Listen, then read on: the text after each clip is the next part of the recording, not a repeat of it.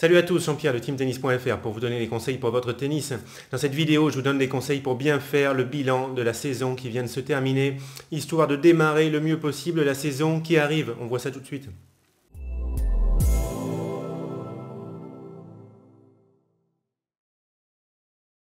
J'ai été contacté il n'y a pas longtemps par le rédacteur d'un article pour le site TenUp, le nouveau site de la FFT, donc pour échanger sur ce thème, pour me poser des questions. On a échangé pendant 1 heure, c'était intéressant, du coup je suis encore bien dans la discussion, c'est le bon moment pour vous faire une vidéo sur ce thème. Je vous mets un lien vers l'article sur le site TenUp dans la description sous la vidéo si ça vous intéresse. Si vous n'êtes pas encore abonné à mes vidéos, je vous invite à vous abonner, abonnez-vous à ma chaîne et je vous conseille aussi d'activer les notifications, comme ça vous serez averti dès que je publie une nouvelle vidéo. Allez, c'est parti. Alors, comment bien faire le bilan de sa saison? Déjà, je vous conseille de faire le bilan de votre saison. Déjà, ce sera pas mal de partir avec cette idée-là. Ensuite, on est dans la période là de sortie des classements, un petit peu quand je publie cette vidéo. Donc, pour faire le bilan de votre saison, je vous déconseille de prendre uniquement en compte votre nouveau classement, le classement final là. Si vous êtes monté au classement, félicitations, c'est bien, on ne va pas faire la tête parce qu'on est monté au classement, c'est positif, il faut être content de ça, mais il faut aller plus loin, il faut analyser la saison parce qu'il y a forcément des choses qui n'ont pas fonctionné, il faut voir ce que c'est, ça va être intéressant forcément ça pour trouver des objectifs pour la saison suivante. Puis si vous êtes descendu en classement, peut-être vous êtes déçu, souvent c'est décevant de descendre en classement, raison de plus, ça va être très intéressant. Alors si vous êtes déçu parce que vous êtes descendu en classement, il ne faut surtout pas rester sur cette impression de déception. Alors il ne faut surtout pas se dévaloriser parce que vous êtes descendu en classement. Ne commencez pas à dire que vous êtes nul, qu'il y en a marre du tennis, vous sentir inférieur aux autres. Il ne faut pas partir là-dedans. C'est pas du tout bon pour le moral et pour la confiance. Et en plus de ça, ça ne sert absolument à rien pour la saison suivante. N'arrêtez pas le tennis parce que vous êtes descendu en classement et vous en avez marre de ne pas avoir le classement que vous voulez. Ça va être d'autant plus intéressant dans votre cas, plus la saison en fait a été compliquée, on va dire, plus ça va être intéressant de faire une bonne analyse de cette saison, et plus vous allez bien analyser, bien comprendre pourquoi la saison n'a pas fonctionné comme vous voulez, moins vous allez être déçu, moins vous allez être frustré, énervé, parce que vous allez comprendre et vous allez savoir tout simplement ce qu'il faut faire, ce qu'il aurait fallu faire pour que la saison se passe mieux. Sur le classement, je ferai une vidéo vraiment dédiée à ça, il y a beaucoup de choses à dire. Je vais vous dire de ne pas trop vous identifier à votre classement, c'est un gros défaut. Votre classement au tennis, c'est une chose, et votre valeur, on va dire, en tant que personne, c'est complètement autre chose, et on a tendance un petit peu trop à mélanger ça quand on a un classement au tennis. Donc pour faire le bilan de votre saison, allez au-delà de votre classement. Donc moi je vous conseille de prendre un moment tranquille, dédié à ça, 10, 20, 30 minutes, tranquille, où vous ne pensez pas à autre chose, vous faites que ça. Prenez un papier, un stylo, parce que ça va avoir plus d'impact d'écrire les choses que de juste y penser. Comme ça, vous vous mettez au calme. Un moment où vous n'êtes pas énervé, pas un moment où vous venez de jouer et vous êtes énervé par le tennis. Ça ne va pas être le bon moment. Pas énervé par le tennis ni par autre chose. Au calme. Et vous faites une liste, points positifs, points négatifs dans votre saison précédente. Et si vous n'avez pas joué de la saison précédente, c'est juste en réfléchissant à votre tennis. Qu'est-ce qu'il y a qui fonctionne bien? Qu'est-ce qu'il y a qui ne fonctionne pas là de façon répétitive? Et vous faites ça domaine par domaine. Pour la technique, la tactique, le mental, le physique. Techniquement, ça va être vos points faibles. C'est les coups qui sont des points faibles.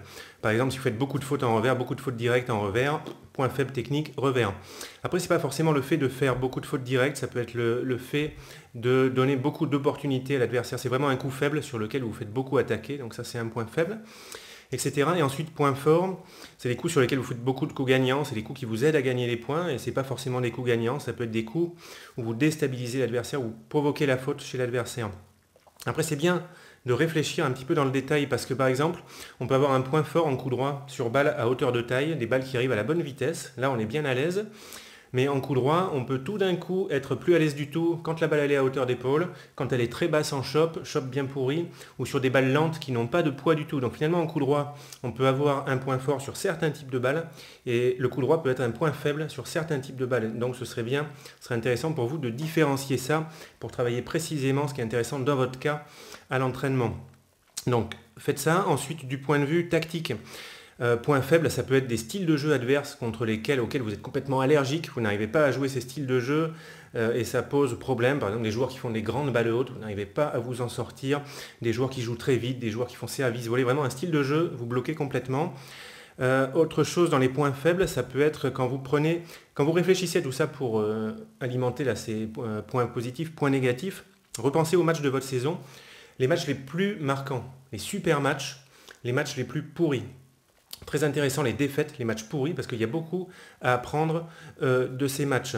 Et donc, en prenant du recul comme ça par rapport à vos matchs, pour le point de vue tactique, peut-être vous allez vous dire, sur certains matchs, j'ai vraiment manqué de patience. Vous avez peut-être un style de jeu à flinguer un petit peu dans tous les sens, et avec le recul, vous pourriez vous dire, c'est vrai que si j'avais été un tout petit peu plus patient sur ce genre de match, si j'avais construit un tout petit peu le point, si j'avais pas essayé de flinguer systématiquement sur toutes les balles, peut-être que ça aurait mieux tourné. Donc patience. À mettre, c'est presque dans le mental un petit peu, mais ça concerne la tactique. Après, ça peut être le fait que vous savez faire beaucoup de choses, mais en match, vous jouez tout le temps de la même façon, vous flinguez dans tous les sens, alors que vous savez choper, vous savez varier les hauteurs. Donc c'est dommage, c'est très important au tennis de varier. Donc si vous ne variez pas assez d'une façon générale, tout ce que vous faites en match, vous pouvez mettre point faible au niveau tactique, je ne varie pas assez, ce sera un objectif de varier plus pour l'année suivante. Après, point fort, niveau tactique, ça peut être que sur la saison précédente, vous avez mis en place des bonnes choses pour vous en sortir contre tel style de joueur, ou alors à chaque fois qu'il y avait une balle courte, vous n'attaquiez pas, et là vous commencez à mettre ça en place. Donc au niveau tactique, voilà, tout ce qui a été positif au niveau tactique la saison précédente. Ensuite, au niveau mental. Alors là, tous les joueurs ont besoin de faire du mental, surtout pour la compétition. Tous n'ont pas autant besoin d'en faire, mais tous ont besoin de travailler un petit peu le mental. Listez un petit peu toutes vos qualités mentales, je suis sûr que vous en avez sur le terrain, et puis tous les défauts, on va dire, au point de vue mental, ce que vous pourriez améliorer, est-ce qu'il y a des moments où vous balancez les matchs, est-ce qu'il y a certains styles de jeu qui vous frustrent à tel point que vous n'arrivez plus à jouer vraiment le match à fond. Dans ce cas-là, ça peut être un mélange un petit peu tactique, mental, vous ne savez pas de quoi faire tactiquement, du coup vous balancez le match, mais il y a quand même un truc à faire niveau mental. Voilà, ensuite ce qui est intéressant du point de vue mental, c'est de vous demander aussi quelles sont les conditions environnantes en dehors du match, on va dire, qui font que vous arrivez sur le terrain avec un bon état d'esprit, vraiment prêt à batailler quoi qu'il arrive sur le terrain. Et qu'est-ce qui fait que vous n'êtes pas trop dans votre assiette, que le moindre truc risque de vous énerver? Par exemple, vous pouvez remarquer qu'à chaque fois que vous donnez beaucoup d'importance au match, à chaque fois que vous attendez beaucoup de vous-même en termes de résultats, en termes de performance, je parle de ça parce que moi j'étais dans ce cas-là, eh bien, vous n'êtes pas efficace, vous êtes trop stressé, vous jouez mal. Et peut-être qu'il y a certains matchs où vous êtes arrivé plus détendu, parce que les matchs d'avant, vous aviez fait des matchs pourris, donc au bout d'un moment, on a moins d'attente. Donc on se dit, je vais faire de mon mieux sur ce tournoi, on verra bien ce que ça donne, j'attends pas grand-chose. Et comme par hasard, c'est là que vous jouez le mieux. Donc ça, c'est vraiment quelque chose à noter. C'est hyper important, c'est pas un détail. Ça veut dire qu'il faut vraiment mettre des choses en place, réfléchir à comment reproduire ces situations. Ça va être très important d'arriver en match en ayant moins d'attentes en termes de performance, de résultats, donner moins d'importance au match parce que c'est un truc qui vous aide vraiment à bien jouer. Donc ça, c'est très, très intéressant. Après, du point de vue physique, point fort, point faible. Point fort, est-ce que vous démontez les adversaires physiquement, vous les ruinez physiquement? Est-ce que c'est vraiment un point fort votre physique? Ou est-ce que c'est un point fort pendant 3 jeux et après il n'y a plus personne? Voilà, donc peut-être est-ce qu'il n'y a pas eu un manque, est-ce qu'il n'y a pas un manque de préparation physique? Ce serait intéressant de le savoir. Est-ce que vous avez des crampes en match? C'est intéressant. Alors les crampes, ça peut venir d'une mauvaise hydratation, manque de sommeil, mauvaise alimentation, mais ça peut venir aussi du stress. Donc il ne faut pas mélanger les choses. Les crampes, finalement, ça peut être un problème de gestion du stress. Si vous arrivez bien à vous entraîner, mais les crampes, elles sont là qu'en match, il ne faut pas chercher, c'est le mental. Est-ce que vous avez eu des blessures? Les blessures, ça peut être purement accidentel, mais on peut se demander aussi, il faut chercher les causes des blessures. Est-ce qu'il n'y a pas eu du surentraînement? Et avec du stress finalement derrière, etc. Donc tout ça, ça va être intéressant du point de vue physique.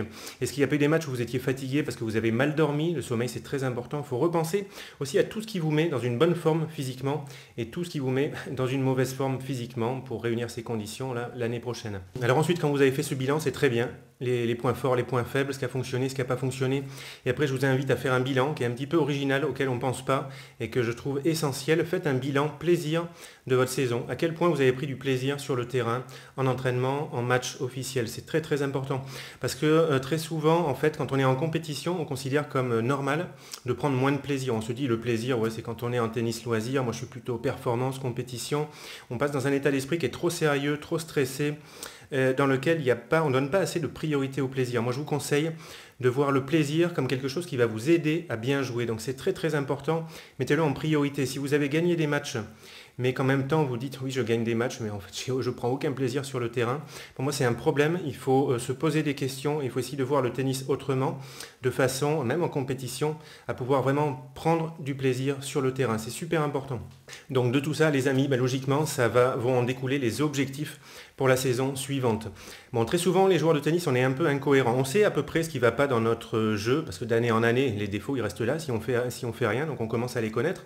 On sait qu'ils sont là, mais on ne fait rien pour les travailler. Peut-être que vous êtes dans ce cas-là. Moi, je vous invite cette année, si vous en avez marre, particulièrement si ça fait longtemps que vous avez les mêmes défauts, fixez-vous des objectifs. Se fixer des objectifs au tennis, je ne vais pas trop rentrer dans le détail sur les objectifs. Là, je voudrais faire une vidéo à part là-dessus, sinon ça va être trop long. Mais je veux dire, prenez vraiment les choses en main, motivez-vous, dites-vous cette année, ok, c'est bon, là vraiment, je me fixe comme objectif de travailler ce point parce que j'en ai assez et faites-le vraiment sérieusement. Quand on se fixe des objectifs, c'est comme si on prenait un petit peu un contrat avec soi-même, on s'engage quelque part avec soi-même à faire quelque chose et c'est déjà s'investir un petit peu dans son tennis comme ça, à être un petit peu actif pour que les choses s'améliorent et c'est vraiment très important. Ne voyez pas les objectifs comme une pression, vous mettez les objectifs, si vous n'y arrivez pas, c'est pas la fin du monde.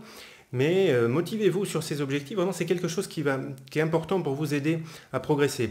En 2 mots sur vos objectifs, il faut garder comme objectif vos points forts, très très important, il ne faut pas regarder que ces points faibles. Vos points forts, c'est pour ça que vous gagnez les matchs, c'est ça qui vous donne du plaisir, c'est ça qui vous donne de la confiance. Continuez sur les points forts, il faut les consolider. Ensuite, évidemment, il faut travailler les points faibles. Il ne faut pas partir dans tous les sens. Vous prenez le ou les points faibles qui vous pourrissent le plus le jeu et vous mettez le paquet là-dessus. Et on verra après pour les autres. Donnez-vous des objectifs précis. Par exemple, vous vous dites je vais m'entraîner au tennis cette année 1 fois par semaine, ou 2 ou 3 en fonction de votre emploi du temps, mais au moins c'est carré, c'est précis. 1 fois par semaine, je serai sur le terrain, je vais m'entraîner. Je vais faire de la préparation physique 1 fois par semaine ou 1 fois toutes les 2 semaines. Bam, c'est noté, je vais m'y tenir. Je vais travailler mon service 1 heure par semaine ou 1 heure toutes les 2 semaines. Pour savoir exactement, parce que si vous faites 1 heure de service par semaine, mais que vous faites un geste pourri, ça ne sert à rien. Donc je vais faire 1 heure de service par semaine, et pour savoir exactement ce que je dois faire, je verrai avec un coach s'il faut, et je ferai ce qu'il faut techniquement pendant 1 heure par semaine, bam, et dans 3 mois, je ferai le point. Il faut se donner une date limite. Dans 3 mois, je vérifie, je fais un petit peu le point sur l'histoire là, en faisant des matchs, en voyant si je suis plus efficace sur mon service en match, si je gêne plus les adversaires. Choisissez-vous des objectifs qui vous motivent. Plaisir, très important. Ce n'est pas un travail d'aller s'entraîner, c'est un vrai plaisir. Prenez des objectifs qui vous motivent avec des dates précises, des échéances. Dans 3 mois, j'aurai fait ça, je le fais régulièrement. Et comme ça, vraiment, vous mettez les chances de votre côté pour progresser.